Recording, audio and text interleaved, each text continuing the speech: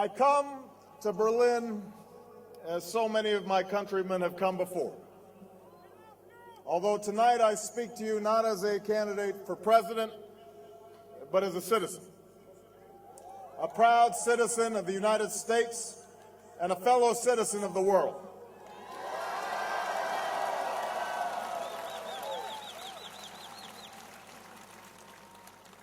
I know that I don't look like the Americans who've previously spoken in this great city. The journey that led me here is improbable. My mother was born in the heartland of America, but my father grew up herding goats in Kenya. His father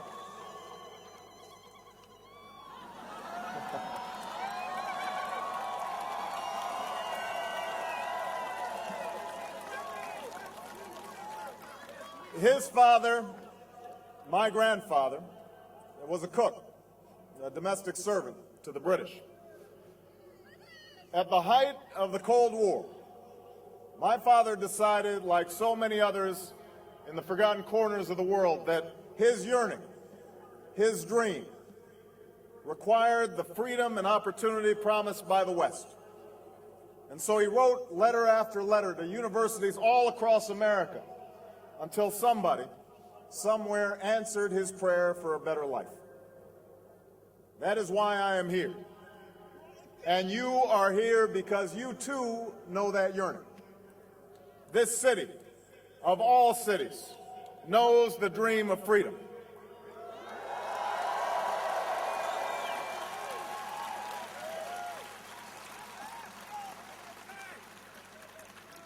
And you know that the only reason we stand here tonight is because men and women from both of our nations came together to work and struggle and sacrifice for that better life.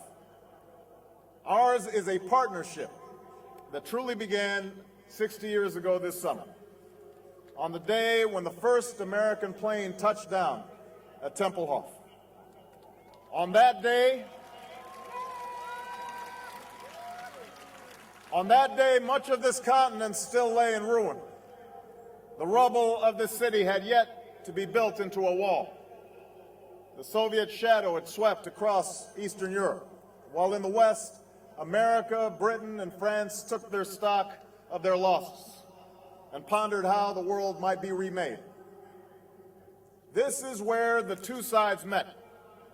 And on the 24th of June, 1948, the communists chose to blockade the western part of the city.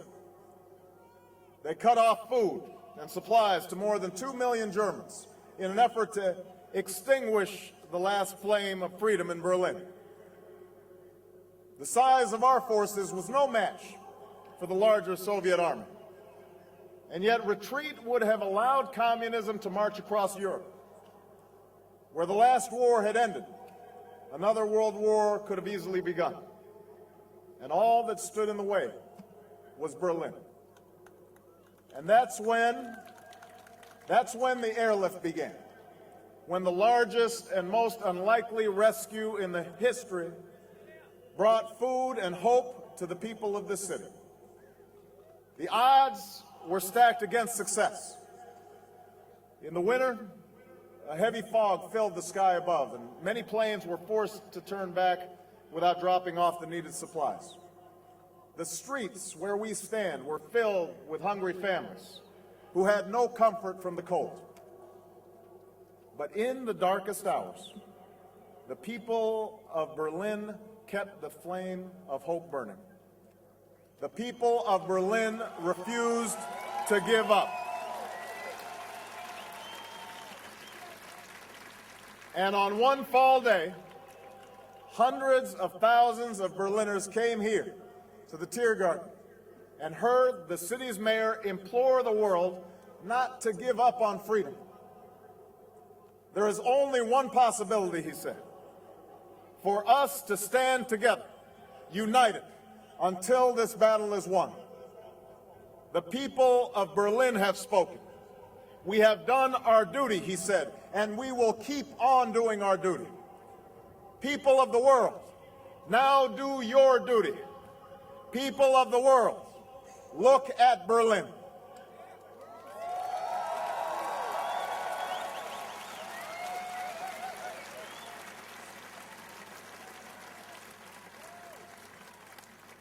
People of the world, look at Berlin.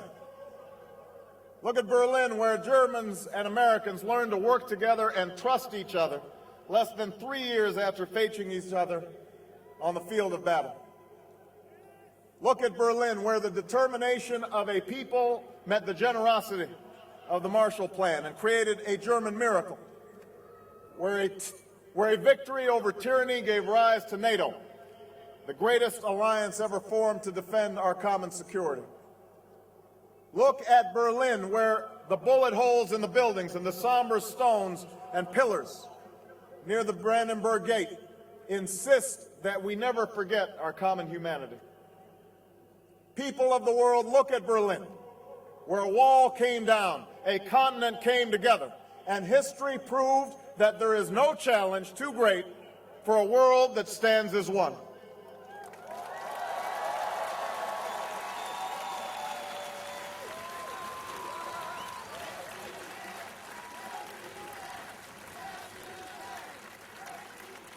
"60 years after the airlift, we are called upon again. History has led us to a new crossroad with new promise and new peril. When you, the German people, tore down that wall, a wall that divided East and West, freedom and tyranny, fear and hope, walls came tumbling down around the world. From Kiev to Cape Town, prison camps were closed and the doors of democracy were opened. Markets opened too, and the spread of information and technology reduced barriers to opportunity and prosperity.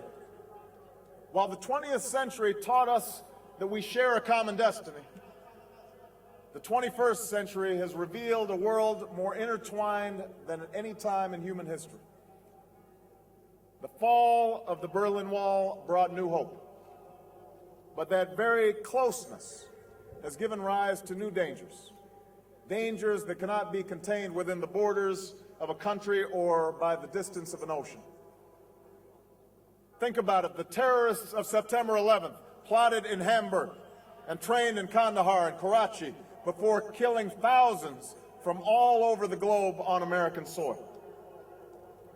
As we speak, cars in Boston and factories in Beijing are melting the ice caps in the Arctic, shrinking coastlines in the Atlantic, and bringing drought to farms from Kansas to Kenya. Poorly secured nuclear material in the former Soviet Union, or secrets from a scientist in Pakistan, could help build a bomb that detonates in Paris. The poppies in Afghanistan come to Berlin in the form of heroin. The poverty and violence in Somalia breeds the terror of tomorrow. The genocide in Darfur shames the conscience of us all.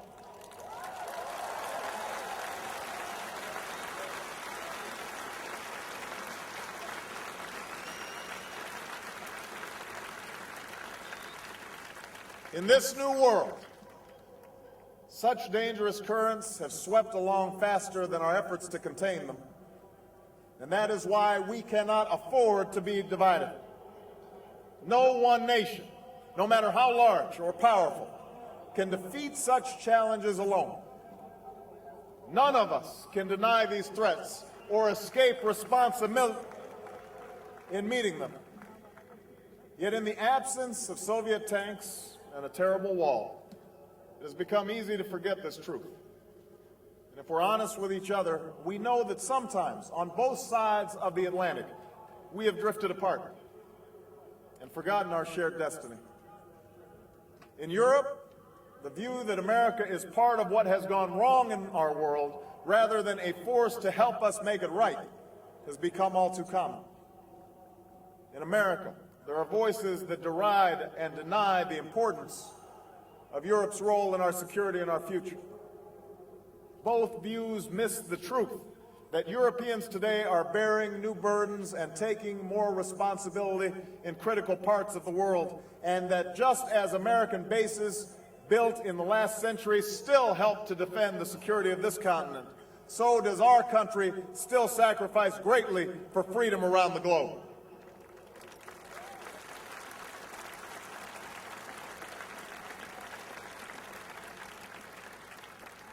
Yes, there have been differences between America and Europe.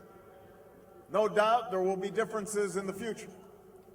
But the burdens of global citizenship continue to bind us together. A change of leadership in Washington will not lift this burden. In this new century, Americans and Europeans alike will be required to do more, not less. Partnership and cooperation among nations is not a choice.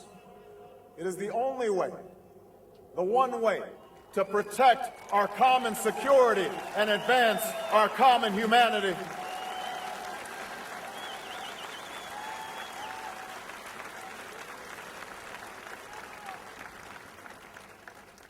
That is why the greatest danger of all is to allow new walls to divide us from one another.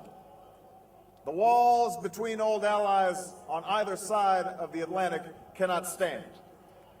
The walls between the countries with the most and those with the least cannot stand. The walls between races and tribes, natives and immigrants, Christians and Muslims and Jews cannot stand. These now are the walls we must tear down.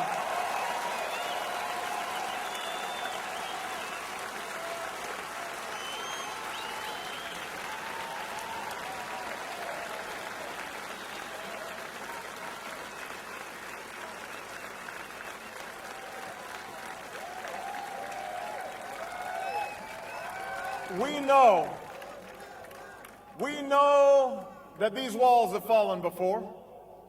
After centuries of strife, the people of Europe have formed a union of promise and prosperity. Here, at the base of a column built to mark victory in war, we meet in the center of a Europe at peace. Not only have walls come down in Berlin, but they've come down in Belfast, where Protestant and Catholic found a way to live together. In the Balkans, where our Atlantic alliance ended wars and brought savage war criminals to justice. And in South Africa, where the struggle of a courageous people defeated apartheid.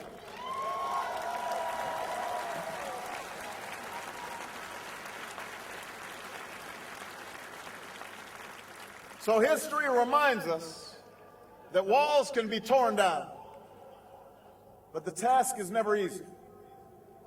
True partnership and true progress requires constant work and sustained sacrifice. They require sharing the burdens of development and diplomacy, of peace and progress. They require allies who will listen to each other, learn from each other, and most of all, trust each other.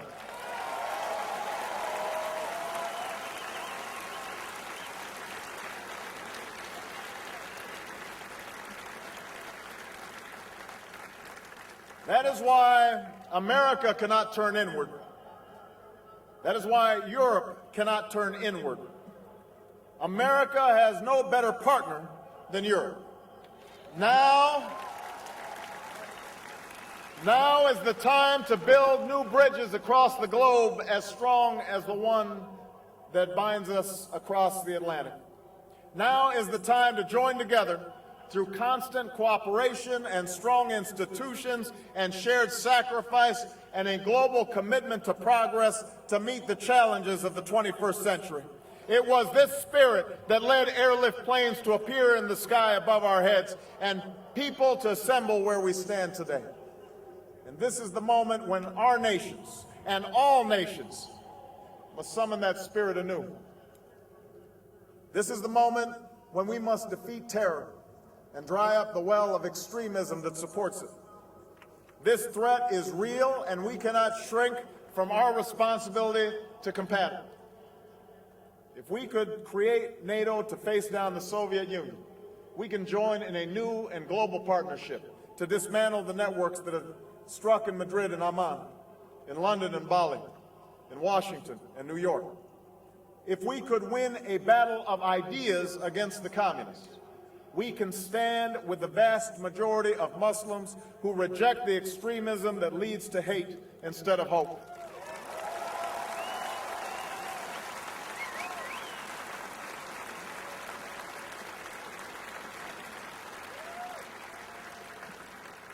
This is the moment when we must renew our resolve to rout the terrorists who threaten our security in Afghanistan and the traffickers who sell drugs on your streets.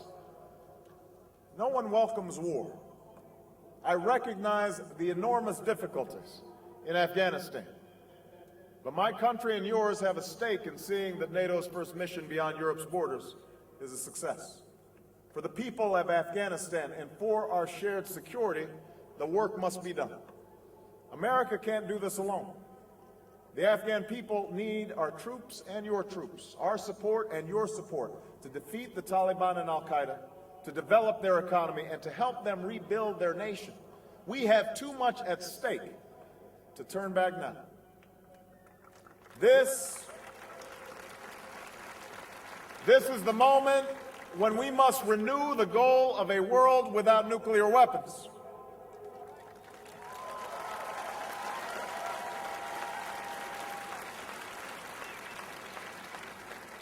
The two superpowers that faced each other across the wall of this city came too close, too often, to destroying all we have built and all that we love. With that wall gone, we need not stand idly by and watch the further spread of the deadly atom. It is time to secure all loose nuclear materials, to stop the spread of nuclear weapons, and to reduce the arsenals from another era. This is the moment to begin the work of seeking the peace of a world without nuclear weapons.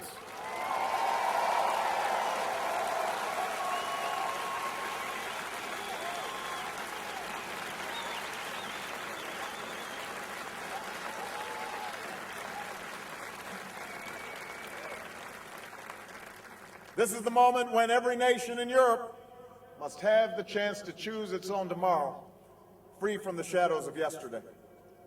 In this century, we need a strong European Union that deepens the security and prosperity of this continent while extending a hand abroad. In this century, in this city of all cities, we must reject the Cold War mindset of the past and resolve to work with Russia when we can, to stand up for our values when we must, and to seek a partnership that extends across this entire continent.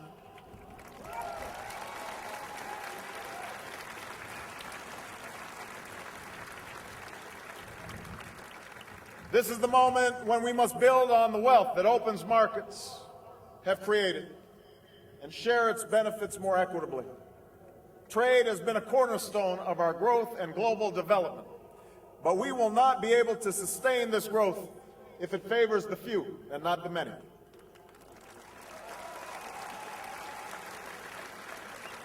Together, we must forge trade that truly rewards the work that creates wealth, with meaningful protections for our people and our planet. This is the moment for trade that is free and fair for all. This is the moment we must help answer the call for a new dawn in the Middle East. My country must stand with yours and with Europe in sending a direct message to Iran that it must abandon its nuclear ambitions.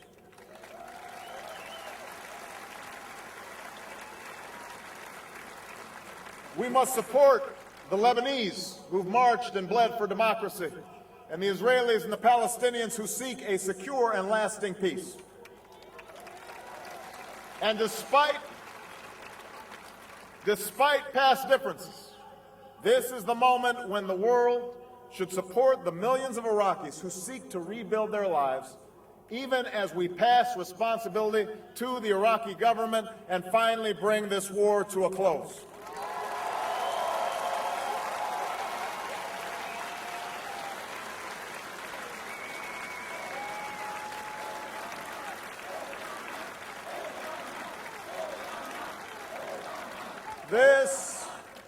This is the moment when we must come together to save this planet.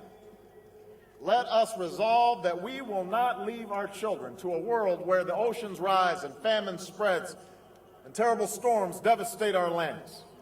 Let us resolve that all nations, including my own, will act with the same seriousness of purpose as has your nation and reduce the carbon we send into our atmosphere.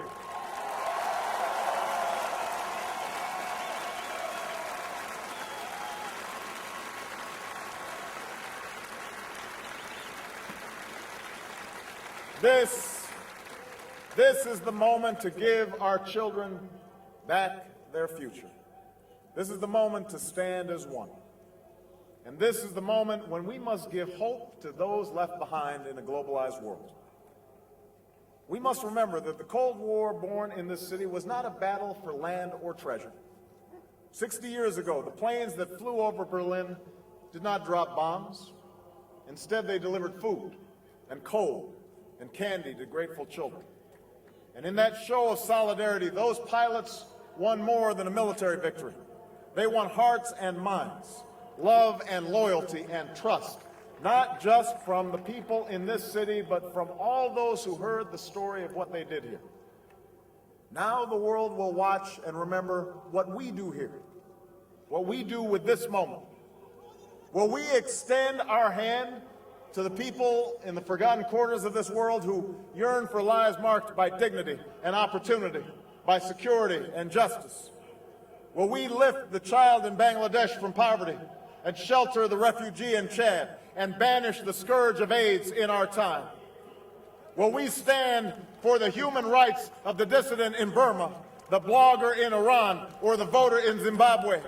Will we give meaning to the words "never again" in Darfur?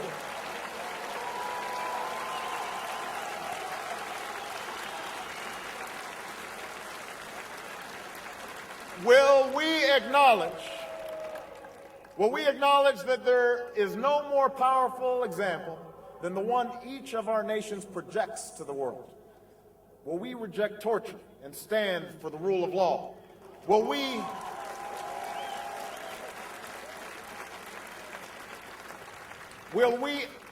welcome immigrants from different lands and shun discrimination against those who don't look like us or worship like we do, and keep the promise of equality and opportunity for all of our people?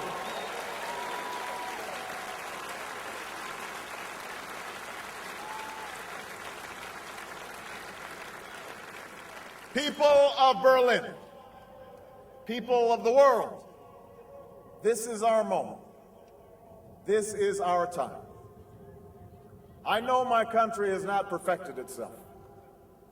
At times, we've struggled to keep the promise of liberty and equality for all of our people. We've made our share of mistakes, and there are times when our actions around the world have not lived up to our best intentions. But I also know how much I love America. I know that for more than 2 centuries, we have strived at great cost and great sacrifice to form a more perfect union, to seek with other nations a more hopeful world. Our allegiance has never been to any particular tribe or kingdom. Indeed, every language is spoken in our country. Every culture has left its imprint on ours. Every point of view is expressed in our public squares. What has always united us, what has always driven our people, what drew my father to America's shores is a set of ideals that speak to aspirations shared by all people. That we can live free from fear and free from want. That we can speak our minds and assemble with whomever we choose and worship as we please. These are the aspirations that join the fates of all nations in this city. These aspirations are bigger than anything that drives us apart. It is because of these aspirations that the airlift began. It is because of these aspirations that all free people everywhere became citizens of Berlin. It is in pursuit of these aspirations that a new generation, our generation, must make our mark on the world. People of Berlin and people of the world, the scale of our challenge is great. The road ahead will be long. But I come before you to say that we are heirs to a struggle for freedom. We are a people of improbable hope, with an eye towards the future, with resolve in our heart. Let us remember this history and answer our destiny and remake the world once again. Thank you, Berlin. God bless you. Thank you. Thank you.